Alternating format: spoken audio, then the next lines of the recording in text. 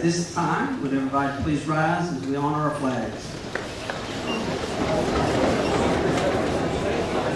I pledge allegiance to the flag of the United States of America and to the republic for which it stands, one nation, under God, indivisible, with liberty and justice for all. And now the Texas flag.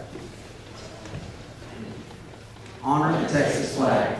I pledge allegiance to thee, Texas, one state, under God, one and indivisible. Thank you. Be seated.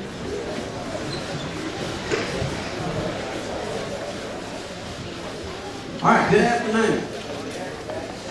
I'm Stan Sowers. I'm Assistant Superintendent, and it's my honor today to host this significant event for USIS ISD and its students.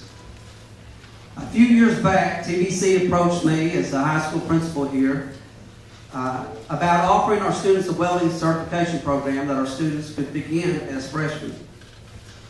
They trusted that we had the right staff and students to make this a successful venture.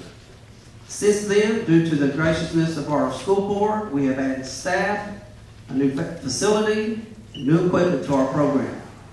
Now, we have been blessed even more by being able to add some state-of-the-art equipment that otherwise would not have been possible if not for the generosity of the Texas Workforce Commission. Before I introduce those on the stage, I'd like to recognize a few supporters of our program that played a vital role in us receiving this grant. The letters of support written on our behalf by these companies were crucial in the receipt of this grant. We have Ms. Laura Garrett, General Manager, if you would please stand, General Manager of Fort Berry Pipe and Supply Company.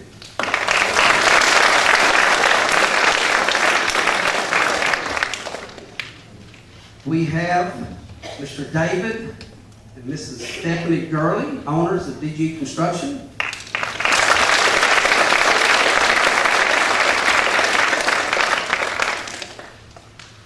We have Mr. Jack Ward and Ms. Laura Ward, owners of JWY Welding and Excavation.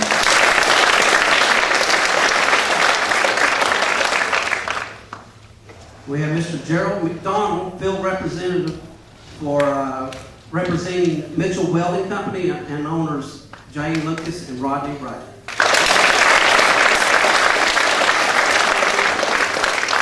I did not see them come in, but we also had Mr. Jeremy Rose, owner of Trico Pipe and Steel, and Mr. Brian Jones, Executive Vice President of Red Dot Buildings. Let's give them a round.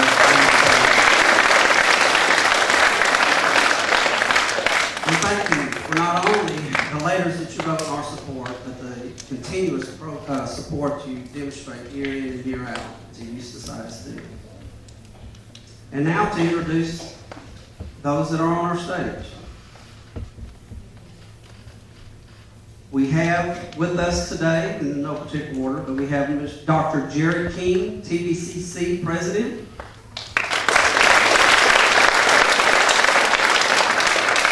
We have TWC Vice President of Instruction, Dr. Wendy Elmore. We have TWC Associate Vice President of Workforce Education, Mr. David McNally. We have TVCC Director of Dual Credit, Ms. Kelly Townsend. Someone that you're very familiar with, the Superintendent of USIS ISD, Dr. Boy Holcomb.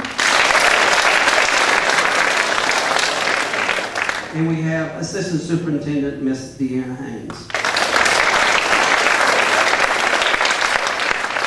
We also have with us our Board President, Mr. Gary Walsh. Board Vice President, Ms. Ashley McKee.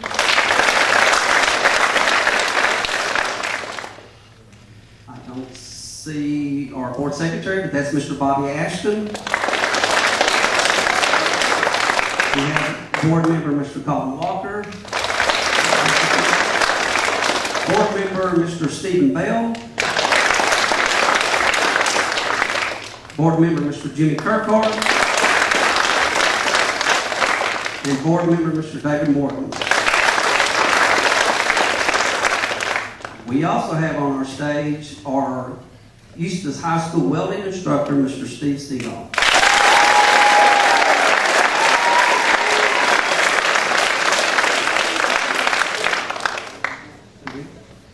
We have district coordinator representing Senator Nichols in his office, Ms. Michelle Slayton. And of course, we have the Commissioner of Labor for the Texas Workforce Commission, Mr. Julian Alvarez III.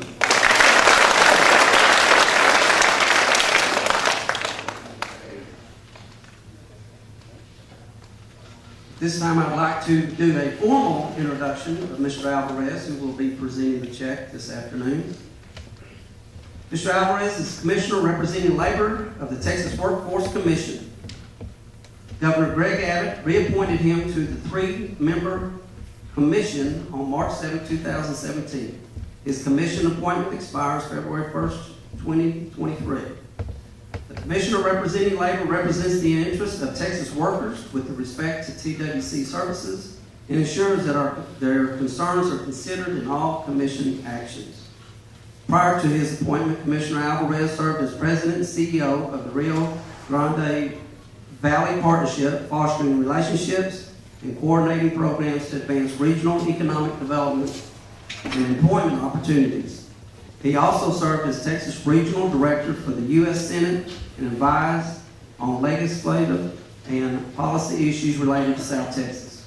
Prior to that, Alvarez served on the South Texas Drug Task Force as a state trooper for the Texas Department of Public Safety. After his service with DPS, Mr. Alvarez inspired stewardship and leadership as the Director of College Information for Texas State Technical College in Arlington. Commissioner Alvarez has served on the following boards: Teach for America, Board Trade Alliance, I-69 Alliance, RGB League, Hidalgo County Metropolitan Planning Organization, Texas State Affordable Housing Advisory Committee, and the UT Pan American President's Circle. Commissioner Alvarez earned a Bachelor of Science in Secondary Education from Texas A&I University in Kingsville. He also enjoys refereeing collegiate football in the Southland Conference. At this time, to present the check, Mr. Julian Alvarez. Thank you.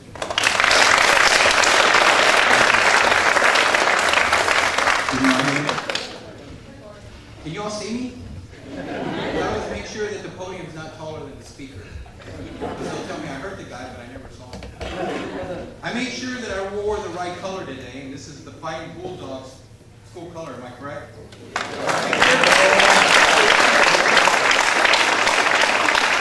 And then when I sign the check and I leave here, I want it as big as a clap that you gave your welding instructor. I was crying as I saw what he got the accolade.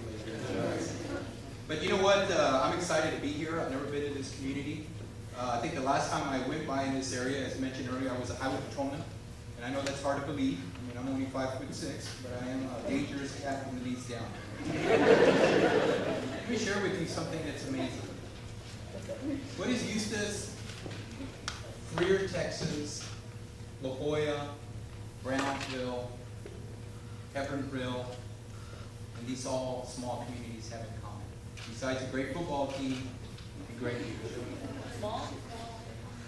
Small. But let me tell you something else about being small. You all were on the receiving end of the JET grant that was awarded to your school. And that was the key word, small. So in the past, when we talk about where the money usually goes, like big communities like Dallas, Fort Worth, San Antonio, the Austins of the world, no.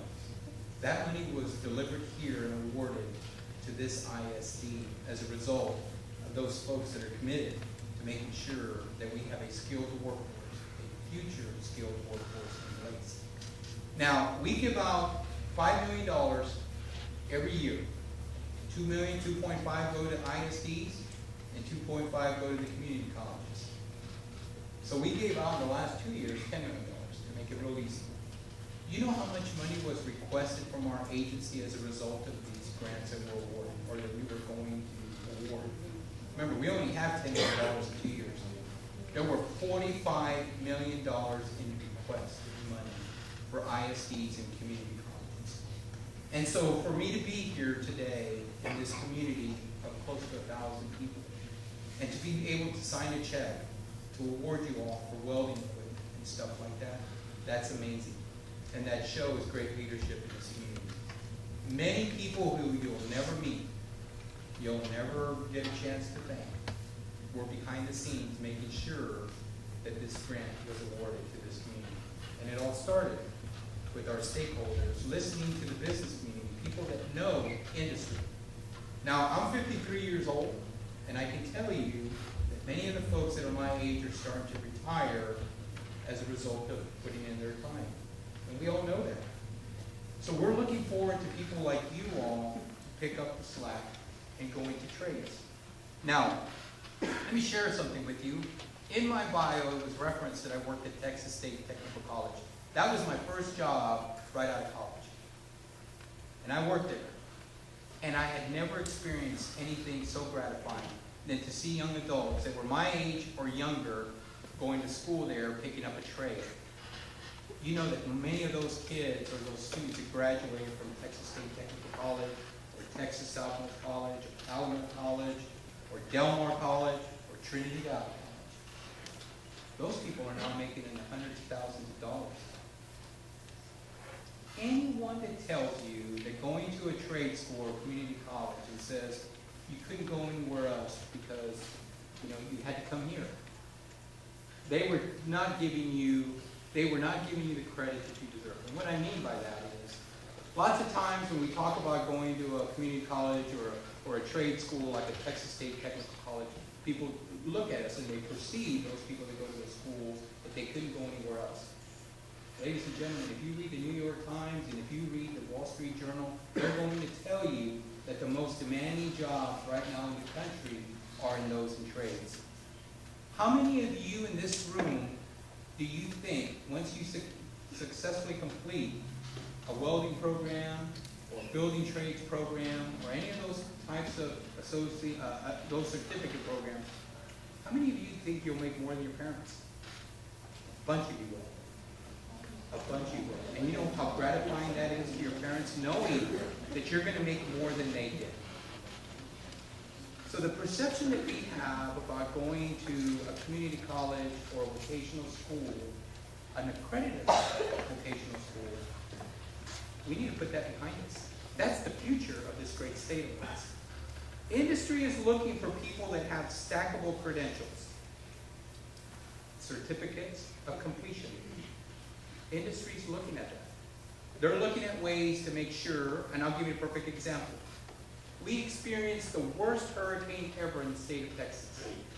And many of the people that are going to put Texas back on the map and make Texas strong like we've been are people that are going to go into the trades. People that will go through an expedited type of training so that we can rebuild Texas and make it great like it's always been. We have a great state. This community, with the help of Senator Nichols and your representative, have a 3.9 unemployment rate. That is amazing. That's lower than the state of Texas and our national average. That seems to be a problem. That means too many people are working. So where are we going to get our workforce? Where are we going to get it? Department of Labor has always encouraged us to go and identify these apprenticeship training schools. And I will tell you that the apprenticeship training schools no longer are those people that are in construction, welding, electrical, plumbing. Department of Labor and our office have now identified that people want to go into careers like in IT. They want to go into careers that are also in healthcare. There's always going to be a demand for that. As commissioner, I've been listening to people like you all. You guys are wanting jobs that will pay pay $100,000 a year. Is that not correct? When you go to work, how do you want to dress? You want to wear jeans, a t-shirt, your hat backwards? You want to be given a laptop, right? If you don't, okay, well, you're one of the few. You want to, okay, well, let's assume you want to weld. But let's talk about some of these people people that want to go into those types of careers and want to make $100,000 or more. Because those jobs are out there. Those jobs in IT will require certificate programs like in cybersecurity or in coding, and those are jobs of the future. Now, where's your superintendent? Where's he? Right here. When he and I were in high school, we used to walk around high school with a pager. Remember those good old days? You probably don't even know what a pager is. Yeah, I just give away my age. But we walked around with a pager and we were listening to music on 8-track tapes. Ladies and gentlemen, the face of manufacturing is changing every day as we speak. We are now ordering our movies from a red box. We are now having our groceries delivered to us by a drone. And when you have your kids will be driving vehicles that will require them not to be actually driving driverless vehicles. And that's scary. It's already scary for me to know you all are driving. And then 18-wheelers right now are on the roads in Arizona that are being made with driverless drivers. Driverless drivers. That means that they're on the freeway right now, and they're doing something else. Now, we still need a driver to pass vehicles. But what I'm saying is technology has changed, and it continues to change. What I love about this community, and I saw it when I first got here, is that everyone in here is being proactive. If the jobs come, which many city leaders know, that in order to attract a company into your community, you need to have the workforce in place. And they know that the welding industry is one that's been identified. So my hat's to those folks that were endorsing the grant, and to the Trinity Valley, and to all the other people that are involved, and especially your leadership here in this community, for allowing us to be a part of something that's real. Now this check that you see behind me is just, or here, is just a check.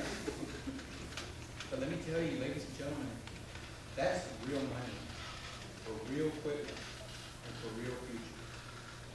So with that, I want to thank you all for making me feel so welcome in this community. It certainly, I took a picture of all of you. I hope you allow me to use it. But I've never seen, you want to be? Okay. I've never seen a community so engaged and so excited to be receiving a check like this. This means a lot. And it means a lot to me that I can go to communities like this that deserve the money and that want the money and that will utilize the money. But what brings me the most satisfaction is knowing that you have industry partners and you have the leadership of not only the community colleges here, but also state government and everyone else. We want to make sure that you have a bright future. With that, thank you for allowing me to be here.